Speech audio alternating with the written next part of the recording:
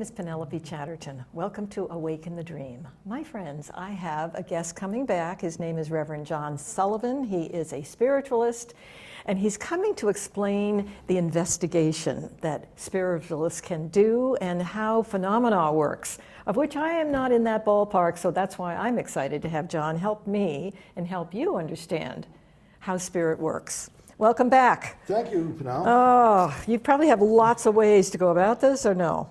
Well, the important part of this is having had this in my own home, initially in East Bridgewater. Yeah. We found that, you do the things normally that you would maybe have seen on TV. How's that? Yeah.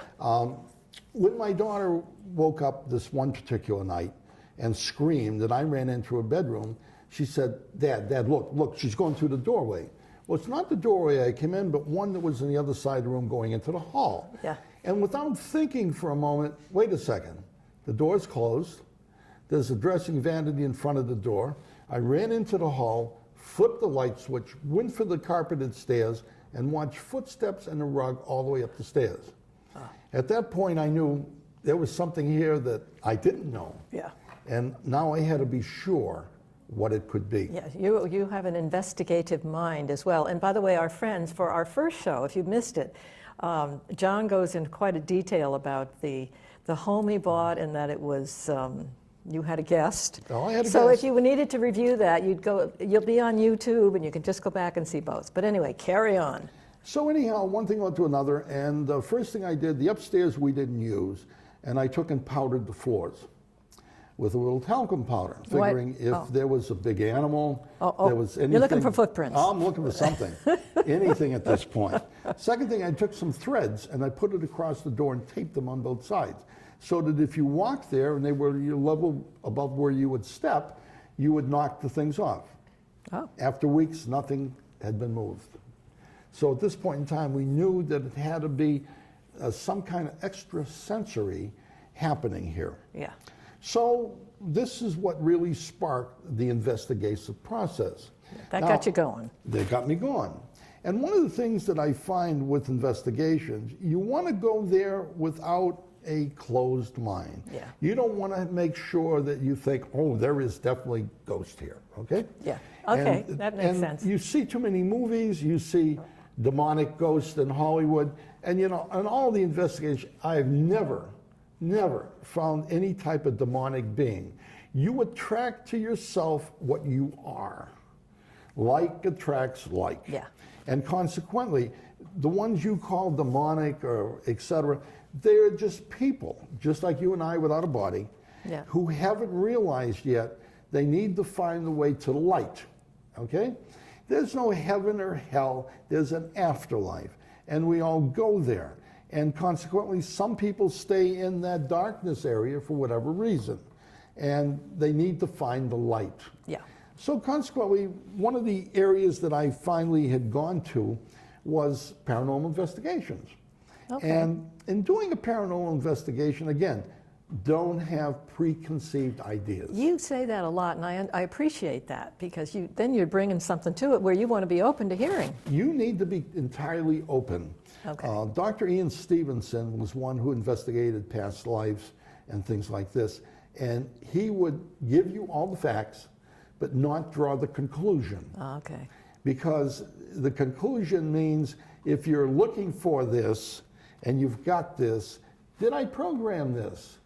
And that's what you can't have. Yeah, okay. So Makes one sense. thing led to another, and I had done my first investigation after my own house, and I found that, gee, it's not maybe what we think it is. And I'd like to go through a couple of them for you, if I might. Sure. Not too long ago, I had a call from a lady who is a card reader, who does house cleansings, gets rid of the ghosts. Do they run spooks. around with that stuff? Well, some of them use the sage and sage a house. I mean, everybody does their own whatever. And she asked me to go down to Springfield and talk to these people before she went there. And I said, why are you asking me? Isn't this what you do? I said, don't you get paid to do this? Oh, I get $125 to go clear a house. Oh. And I said, well, why don't you just go clear it? And she said, well, I'm a little concerned about this house. Uh-huh. So I decided... So shoves you in instead. Oh, yeah. So I called the lady who owned the house, and I told her who I was, and she had called her and told her I would be calling. I went down to see her. Now, here is a Jamaican household. The lady had come from Jamaica, and you would say, Jamaica, what did they bring with them from Jamaica? Is voodoo really there? Well, you know, again, you could go in with all kinds of concepts, but I went in, set a recorder on the table, and this is what I always do. Reason for a recorder. Once you record what was said, you won't misconstrue the information. Got it. Or build on it, okay? Okay. So I set the recorder on the table and I asked her what was going on. She said, the noises around you, there's people around here, etc. And I said, do you feel, she said, I'm just scared. And she said, I asked my minister, and she went to the Worldwide Church of God. And the minister said, when you get through finding out what this is, come on back to church. Huh. And I said, this is not the first time I've heard this. So one thing led to another, and as we sat there talking, I just very simply say, Spirit, if you're around, show yourself. Yeah. Well, all of a sudden, this gentleman built up. I don't remember what he looked like as I'm talking to you, but I described him to her. And she says, oh my God, that was my brother. He was killed in Jamaica, and tragic death. He was murdered. And I said, well, now you know why he's here. He's letting you know he's not in the land of the deceased. He's very much alive. Yeah. By description. And then the next fellow came in was a young one. That one I remember quite clearly. And he was somewhere in his late teens, early 20s. And I described him, and she said, well, that was my nephew. He was in a gang and he was killed. And I said, well, now you got another tragic death. Ugh. So they're coming back to say, hey, listen, we're still alive, etc. And the third guy was most interesting. He was much taller than she, thin in the build, but she was short and stocky. And he smiled, and she said, well, I'm not sure. And he smiled. And there he had a gold tooth. And she said, oh, that's my brother so-and-so. Oh. Yes, he was murdered when he was in his 30s. Third murder. Third murder. Oh. So now you can see all these Fun people household. coming through to tell her, we've made it. Yeah, we're okay. The daughter who was there had a little baby. And the daughter says, I have someone who came here, and I saw him out in the yard. He was a black fellow, but he had like white powder, something all over his face. I said, who did he look like? He said, he looked like her nephew. And I said, you saw a picture? Yes, I've seen pictures of him. And I said, why do you think he had white in his face? Oh, she said, he's the guy that used to be a clown. He'd always do this stuff. Oh. Okay, and I said, when you saw that, was he smiling? Did he look at? Oh, no, he was smiling like, you know, I'm pulling one on you, lady. And consequently, you see, here is someone coming back. Yeah. So when I got through with this, the woman said to me, I need you to go around the house. Now, there are certain instruments we use, which I'll bring in at another time, and find out whether or not Spirit is here and get rid of them. And I said, first of all, you can't get rid of somebody. That's number one. Number two, good point. What you could ask them to do is, hey, this is my house. I'm here in the land of the living. You're welcome here all the time, but don't interfere. As we were going around their house, she had a son, and this is not usual. It's the first time I ran into this, who was around 13, 14 years old. The energy that these people were using came from this boy. In other words, it's our energy that makes them appear. Interesting. And as we were talking later, she said, oh yeah, he's just like an excitable kid. And I said, well, it's his energy this happened. Yeah. And when I looked at the kid, and he says, you're looking at me. And I said, yeah. I said, you know why? He says, yeah. He says, because you think I'm doing it. So at this point in time, whether he was aware or not, that's where the energy was coming from. So I didn't find any detrimental spirit, whatever the case may be. Good. So you look at this situation and you say, how can I cleanse someplace that's not something that I can actually do? Yeah. Our cleansing of it's all in our head. Yeah. It has nothing to do Good point. with this whatsoever. Yeah. I went down to Connecticut one time, and this woman was referred to me by somebody in Farmington. And I met them, and we went to the house that they were building. Now this house was worth well over $1 million, okay, well up there. Nice neighborhood. And they had not ever moved into it because they were afraid. Huh. It seems that every contractor who went to work there, after about a month, the contractor and his crew were getting jittery and wouldn't do their work or whatever the case may be. And she couldn't figure out what the problem was. So one thing led to another, and I went in the house, I got out my equipment, etc., and one of them is an EF meter, electromagnetic force. Oh. And we went down the cellar, and she said she had had someone in there who, quote, saged the house or whatever. Okay. And I said, okay, that's wonderful. And she said, and by the way, don't ever go over there in that place. And I said, where? And she pointed me over towards the wall area where near the water meter was. And I went over there. She said, no, don't stand in there. She said, they'll get you. Oh, no. And I stood in a circle and I said, beam me up, Scotty. And she was horrified. And I said, there's nothing to worry about. Yeah. Okay? Yeah. So as I started going around with the EFF meter, I ended up over near the electrical box. And it's sounding off like crazy. Followed it straight down the cellar, right underneath the wiring that went upstairs. Great. Sounding off like crazy. And I said, you have an electrical problem. I would bet you money this house is not grounded. Well, they've got it grounded to the water meter. And I said, they do, and there's a plastic pipe going outside. So plastic pipe does not ground anything, okay? No. Take the line, put it outside, put them in the ground, a couple ground rods, this will go away. Well, the husband at this time had come and he said to me, well, that doesn't account for the flashlight. And I said, what flashlight? So we go up to the second floor, beautiful winding staircase, beautiful home. And I would say well in excess of $1 million.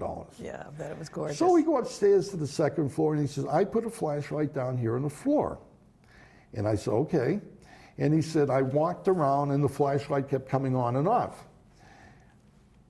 Let's look at the situation for a moment.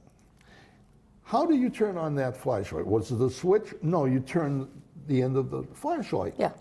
And I said, so as you're walking around, okay, you're bouncing at the floor and it's going off and on. Yeah. And he said, well, I had the major contractor's light on and that went off. And I said, if it's anything like today, look at the cords on the floor here. Yeah. Look at the cords running down the hall. What's it take to knock a cord off? And at this point in time, you say to yourself, there's nothing here Yeah. that we're worried about. Yeah. Talk about perception. Oh, perception. The mind's running rampant with them. That's the problem. Yeah, what a good point. So I went outside. There was no ground rod in the ground, so the electrical panel was. And what's interesting, we were at the top of the cellar stairs, and he shut the door, and the sound went away. And I said to him, I said, we've shut spirit out, right? And they're both looking at each other and me, and I said, I opened the door and the sound came again. I said, the force, the electromagnetic force is being blocked by this door that has a metal back to it, okay? So I said, let's be sensible.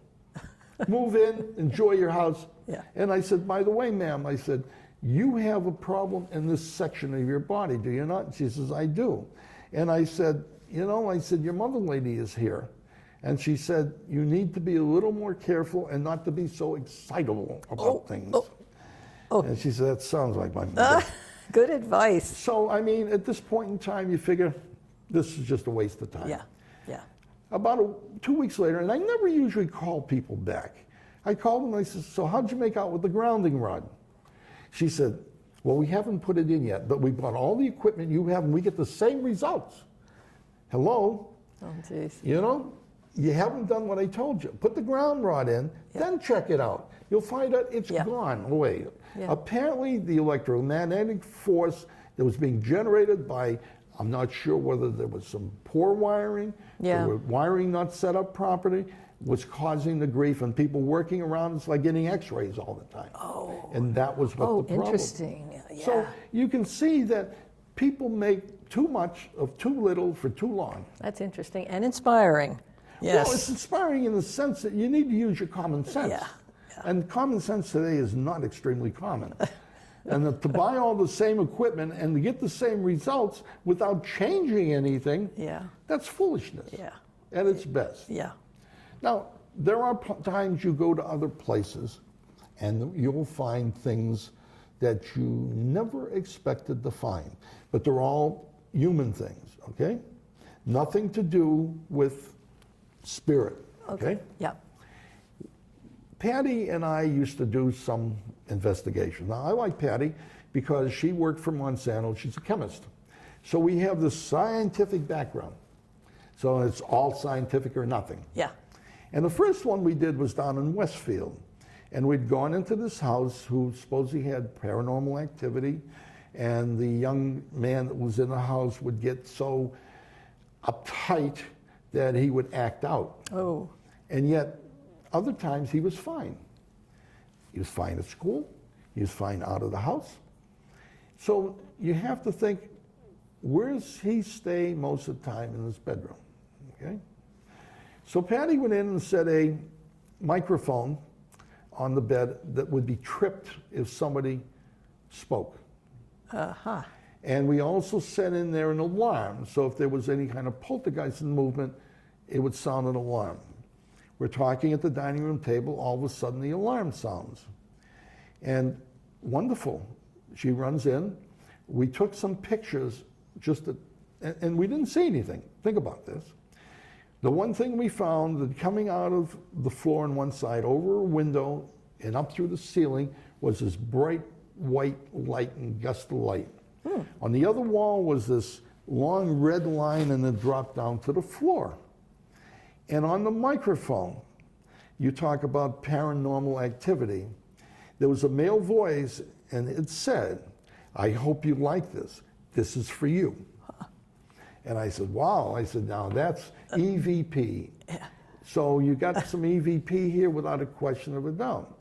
So we chatted for a little while longer, and then Patty said to me, "I want you to go to the cellar." And I said, "Well, you've been down there." She said, "I want you to go to the cellar."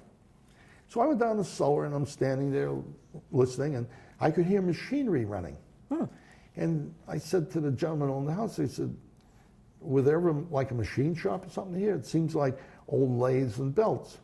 He said, "Geez, not that I know of. I know there was a photographer and he had a dark room here." And I said, "No, that's not what I'm getting." So you shrug your shoulders and just walk away. This is on tape now, okay? And when we went over to where the sump pump was, it was interesting because you felt a force, the better word of a force there. It wasn't until we took the actual tapes and played them back. There were gong sounds at that particular sump pump area. Gong sounds? Yes. Don't forget, there's a hole in the ground going into the dirt, okay? And we couldn't figure out what it was, but 3 separate gong sounds, like gong, gong, gong. So she sent it to a friend of hers out west who was also in the business. She was a chemist and more into the paranormal. And he said back in the, I think it was the 60s, 50s or 60s, Americans were sending sounds underground towards Russia, and Russia was sending them over here to disassociate each people. And these were one of the sounds that were run underground. He didn't know by which group. The second thing we found was you could hear the machines being turned on and off on the tape. Okay? I heard it clairvoyantly, but you could hear it on the tape. I'll be damned. So whether long before this man bought the house, what had gone, who knows? You don't know. The other thing that was very interesting, the front door was, as soon as you open the door, it would close on its own. So your first thought, gee, maybe this is spirit doing this. Or maybe the door's out of alignment. Okay? So the second time we went back, I brought my 4-foot tape, my 4-foot level rather. And I took the level and I put it up against the door. Everything was perfectly plumb. Everything. So we opened windows on the other end of the house thinking maybe there's some kind of force here, negative force, pulling the thing through. And the door still closed. So we still never figured out why that door always closed on its own. Unless there was a spirit there, and it was like my grandmother. was always say to me, shut the door. Oh, funny.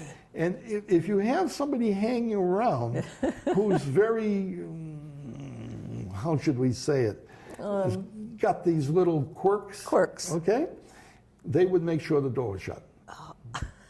And I mean, I can remember my grandmother continually, "Sara la porta," shut the door. Oh. And it was interesting because here's the door that shuts on its own. It shuts on its own. So we have things here that we worried about. What was actually happening to the boy was in the bedroom where all this energy was coming through the floor. Yeah. This was affecting him. Our third time back, we met the fellow who used to room there before this lady brought her brother to live with him after the mom's death. And he said, I could never sleep in the bedroom.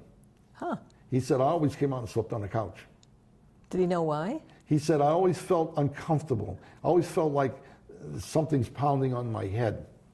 And so I would say it was the energy that was coming, not meant by spirit, but physical energy coming from the ground and from what we call residual energy.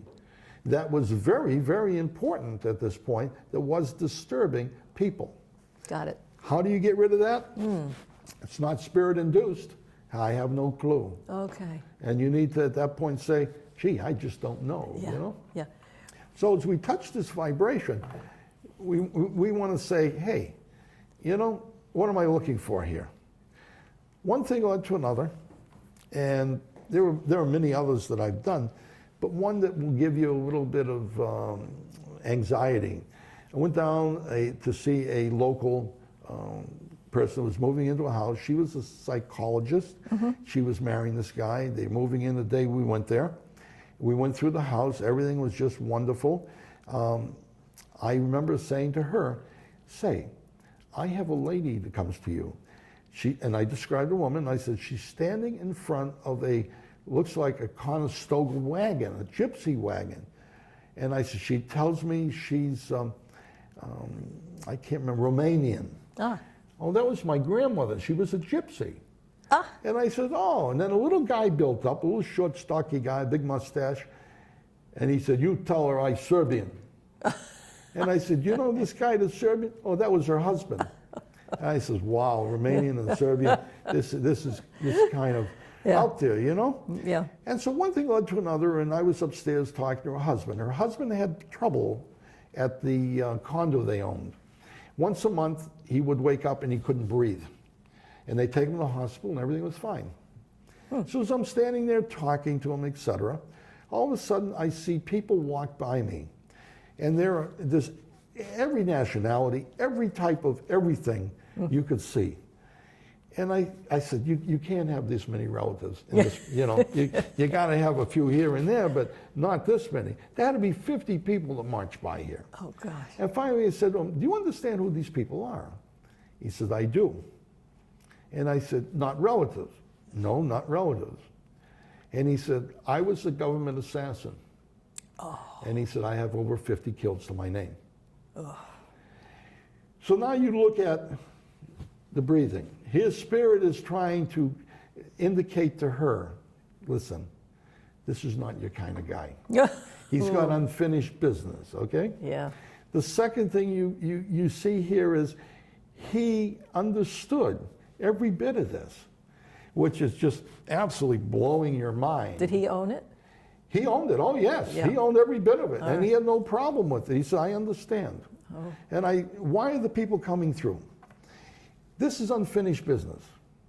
We need to somehow make amends for this unfinished business. How he's going to do that with so many, I have not a clue. They're in but line. I hope he start working on it before he passes over. Or before he gets married. They're going to meet him on the other side without a question of a doubt, okay? Yeah. Now, theoretically, they were involved in issues such as he. So it was who got who first, I guess, okay? Yeah. But that doesn't make it any easier. We've taken a life that we probably shouldn't have taken, okay? Yeah. For whatever reason, the government reason, okay, for the government reason. Yeah. But beside that. Yeah. You know, our friends who are watching, I'd like to, if you wouldn't mind, explain if they wanted to come study about spiritualism, how that you have classes in We have classes at the church. I mean, this might inspire folks to say, gee, I'd love to be more intuitive, or I'd love to learn how to do my skill. I would love some of these skills. What do I do? Where do I go? First of all, the first thing they have to do is realize, I want to do this. Second, They have to want to do it. Want to do it. Second, why do I want to do it? Yeah. If it's just putting a shingle out, Spirit could care less. Sure. If it's to help mankind, now they're there with you, okay? Yeah, I get it. And they will be right there to help you all along the way. Yeah. This is one of the problems we find. It's time to get over your own fears, your own apprehensions. It's time to say, hey, look, this is what I want to do. I want to do my part to help mankind. Yeah. And they will work with you. You can be a good healer. You could be a good psychic. You could be a good medium, okay? Psychic to medium, psychic mainly on the earth plane. Medium mainly on the spirit side, but they overlap. I'll bet. So they overlap a little bit, okay? Yeah. So you can't be just straight one thing. Yeah, yeah. But they can come to the church on Granby Road in Chicopee. They're on our website, Healing Hands of Light, spch.com. Yeah. The classes are there. Right now there's a Reverend Robin Dubois doing some classes just to give me a change and people change to see different approaches. Sure, okay? sure. But they've got to be intent on it. Yeah. You know, most of the people that have been with us always say to us, you never asked us to join. Yeah. And we don't. Yeah. If you want to come to church, come for 6 months, enjoy the service, get to know what we're about, understand this is part of something you want. Sure. Then if you'd like, approach us and find it. You have to do some classes. You need to know what to do. Yeah. You need to know how to use the healing. Yeah. You don't go searching all over the body. Shoulders and above is fine. Use your intent. Yeah. And I think that's the biggest problem with people. Intent. Is it an intent to do the work? Is it intent to do it because I want to make money? Yeah. This is the whole issue in a nutshell. Yeah. Okay? Yeah. But I will say one thing the Spirit once said to me in one of the trumpet seances. When I was concerned, having moved up here to the country, and I'm in the cabinet business, furniture restoration, and one of the ladies said to me that came up to visit, you're going to die here, there's no business. And you know, I never thought about that. Yeah. And I started to worry. And I went to a seance, trumpet seance, my friend, the trumpet levitated. One of my guys came over, a chemist, and he said to me, why are you always worried? Haven't we always told you, as you work with the spiritual side of life, you'll always have what you need? Yeah. And so you have to realize it's not just promoting who you are, okay? Yeah. It's promoting what this is all about, that people can be helped. Healings take place. Can you heal everybody? Absolutely not. No. Okay? It's not up to you to make a decision, because in making the decision, you're playing the creator, whatever that creative source may be. Yeah. You need to do your part. And consequently, in doing your part, doing what you do best. Yeah. Now, there are folks out there who hang up shingles and have maybe an intention of just money. Yes. I mean, we have a world with everything's out there. Absolutely. And I'm not sure I understand it all, but it's people pushing at you, saying you got to have this, you got to do this. Yes. It's what we're Yes. exposed to. And you can't pay anybody to make you a good healer or medium. No. This has to be something well you said. desire. Yeah. And you'll do. Do you Yeah. understand? Yeah. Yeah. Okay? Yep. Yeah. Oh, we're down to a minute? Yes, we Oh are. my gosh. All right. Healing Hands of Light, whatever those. SP. CH. Boy, this went fast. .com. Yes. Your service is 10:30. 10:30 Sunday morning. You have nice breakfast afterwards. I We know. have a little brunch afterwards. Little brunch afterwards. Yep. Everybody seems to like each other and a wonderful key. energy. Yeah. That's the key. And you do a wonderful job. I tell my friend Chella, we got to go because John is on duty today, and you know I find your readings are dynamite. But Good, thank thank you you. so much for being with me. Yes. And thank you, my friends, for joining me on Awaken the Dream. We will talk to you again soon.